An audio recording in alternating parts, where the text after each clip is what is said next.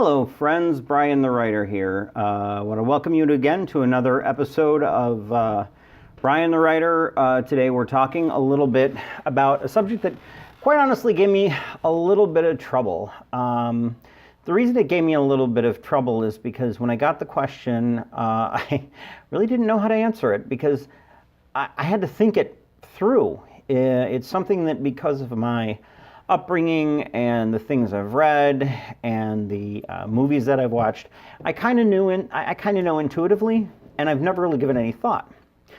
So anyway, we're going to talk a little bit about, and I actually have to thank my good friend Michael Thompson for this one. This is his book. Michael Thompson is a wonderful author. He wrote this book, Winslow Hoffner's Incredible Encounters. I actually heard him read this once. It was pretty darn amazing. Amazing enough that I immediately bought a copy and devoured it. It didn't take me very long to get through it at all. Anyway, check him out. He's wonderful and a very, very good writer too.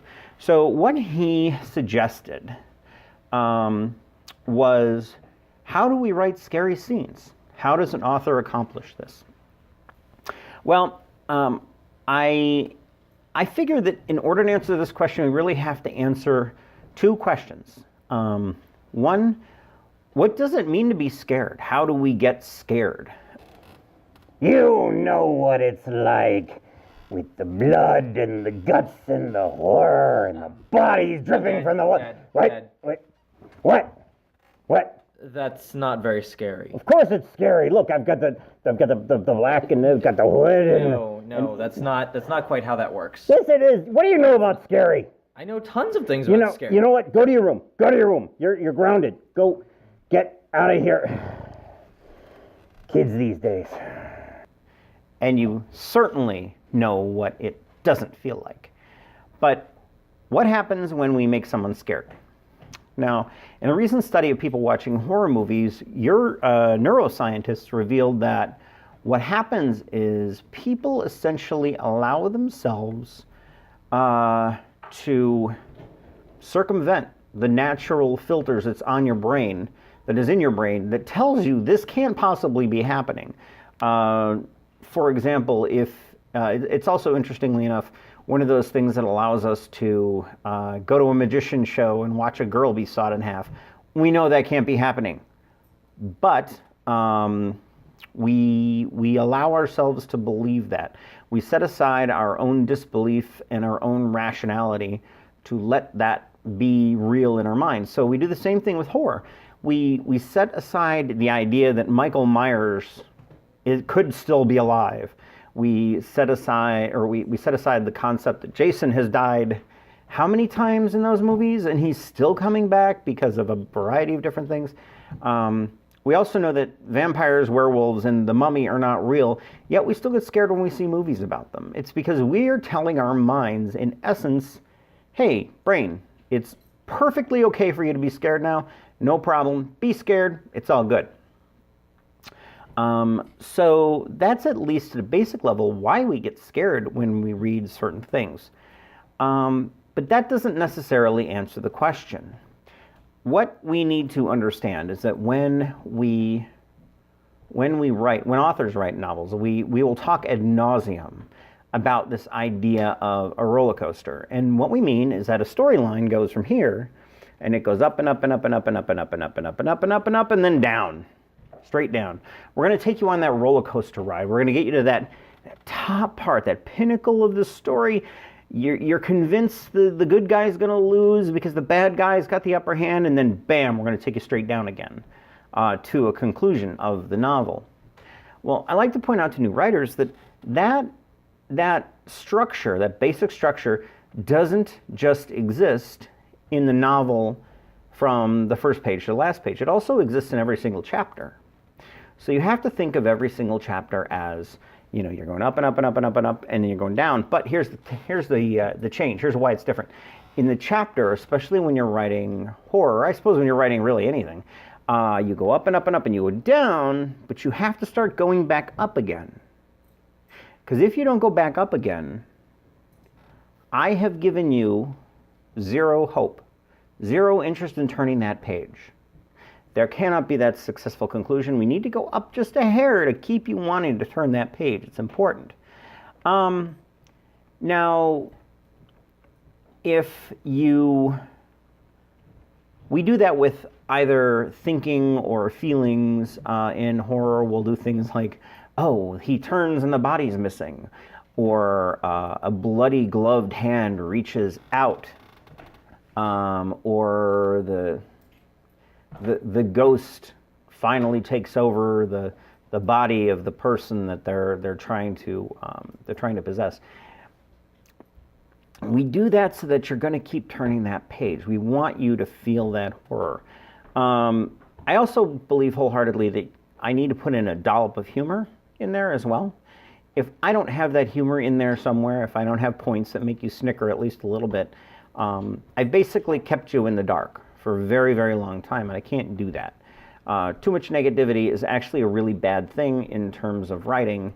You do need to ensure that there's a little bit of a humorous twist to it as well. I also say that it's really important that if you are going to write scary scenes, you have to have characters that you like. You've got to have characters that make people... I need to be able to connect with you emotionally, and the only way I'm going to do that is I have to have characters that you're going to care about if the serial killer straps them to the table. I have to have characters that you're going to care about if the axe comes within centimeters of their ear. That's important for me. Because if I don't, you're not going to feel it, at least in the emotional level, when that happens. And that's what I need to do. I have to have that tie-in. But almost as important as having good, believable characters is also this idea of setting. You're never going to hear about you're never going to read a horror story that takes place in a field of daisies. It's probably not going to happen. Only because, probably has now that I said that, but the reason being is you have to have a setting that the reader is going to actually believe bad things can happen in. So that's why we put you in an abandoned hotel or motel. Motels are better. We're going to put you in a house that's been abandoned for 30 years. We're going to put you in a funeral home that's turned into a B&B. We're going to put you into a castle where there's going to be your protagonist sitting there playing the organ. It's important for us to draw that. We have to create a world where your bad guy's gonna live. Otherwise, it doesn't work.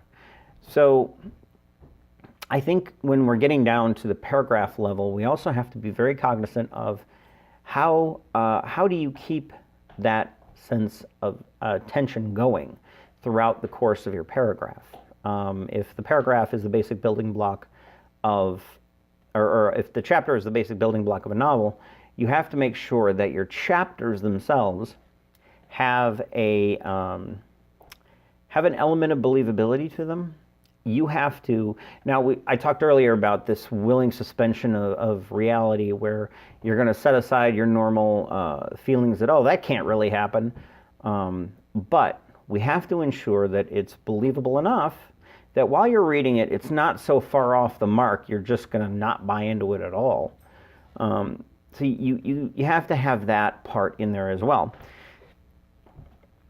When you're creating these chapters, as somebody writing scary things, you're going to start your tension slow. You don't want to actually start your book with, your protagonist chasing your antagonist around.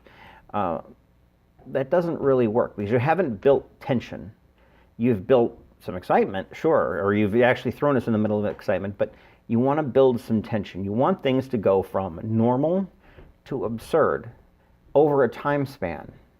But remember, that time span has to happen in every chapter as well. So anyway, those are my thoughts on how to write scary stuff. When you are trying to put together a scary story, those are the marks that I really want to hit as I go along. So I want to thank you for joining me today. I really appreciate it. Please remember to like me on YouTube, hit me up on Facebook. You can check out my website, www.briannowak.com.